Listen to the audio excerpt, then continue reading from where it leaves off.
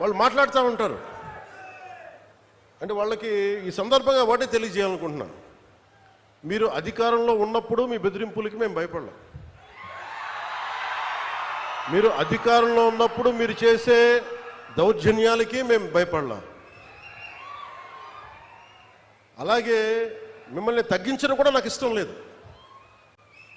కానీ మీరు బాధ్యతగా మెలగకుండా ఒక్కొక్కరిని చంపేస్తాం, మళ్ళీ మేము వస్తాం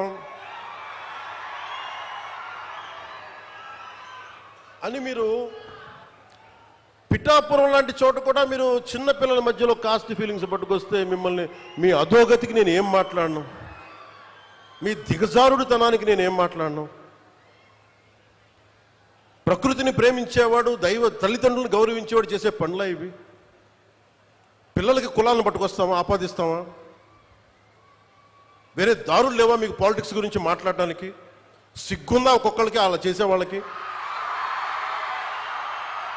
మాకు నోరు లేదనుకుంటున్నారా?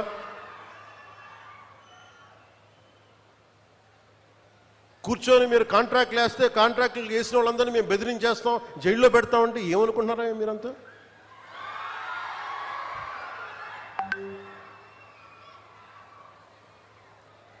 మేమేం మాటలా గుర్తుపెట్టుకోండి.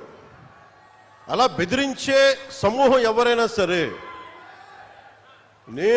అలా బెదిరించే సమూహం ఎవరైనా సరే, మిగతా వారి గురించి నాకు తెలియదు.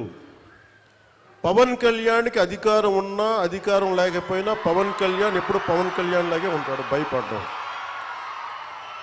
చాలా ఇంట్లోంచి బయటకు వచ్చేటప్పుడు తిరిగి వెళ్తాం లేదు అని డిసైడ్ అయ్యే వస్తాం. అందువల్ల మీ ఆకు రౌడీలు కానీ, అలాగే చెప్తున్నా, ఏదైనా మాట్లాడితే అధికారులు కూడా భయపడుతున్నారు. ఎందుకు భయపడుతున్నారంటే చెవుల్లో చెప్తారు, అదే సార్ వాళ్ళ వెనక చాలామంది రౌడీలు ఉంటారండి, కిరాయి హంతకులు ఉంటారంటే, మీకు కరెక్ట్గా యోగి ఆదిత్యనాథ్ లాంటి ట్రీట్మెంట్ కనుక ఒక్కొక్కడికి ఇస్తే,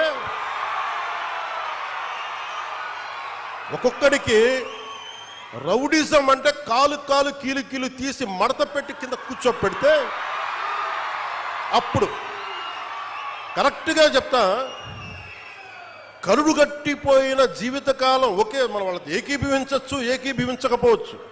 నక్సలైట్స్ తోటి, వామపక్ష తీవ్రవాదులతో మనం ఏకీభవించవచ్చు, ఏకీభవించకపోవచ్చు.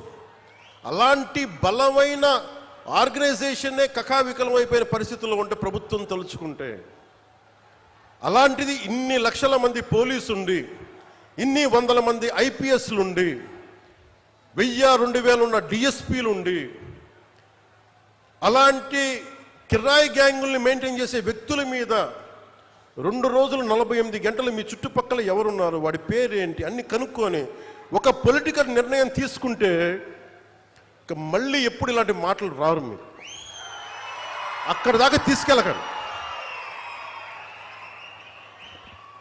మీరు ఇదే చెప్తున్నాను ఇంకొకసారి, సామాజిక మాధ్యమాల్లో కానీ విదేశాల్లో కూర్చొని వాగే వాళ్ళతో సహా ఇక్కడ కూర్చొని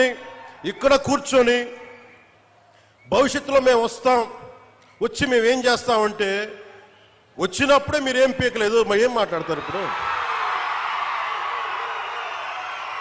వచ్చినప్పుడే మీరు ఏం పీకలా అంటే ఏమనుకుంటారు? మీరు కూర్చోబెట్టి మీరు బెదిరింపులు చేస్తే భయపడతాం అనుకుంటున్నారా?